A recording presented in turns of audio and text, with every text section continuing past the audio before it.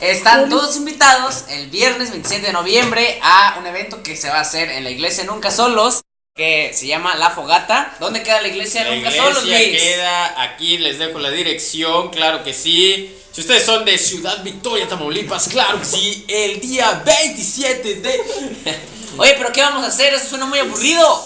Bueno, no es aburrido, porque vamos a estar quedándonos toda una noche, toda una noche, toda una noche, toda una noche, toda una noche, toda una noche, toda una noche, toda una noche, toda una noche, alabando al Señor, por supuesto, y vamos a aprender un tema muy interesante, el cual es... No les digas, mejor vayan y No, dense sí les cuenta. voy a decir para que se den A ver. una idea de lo que vamos a ver ahí.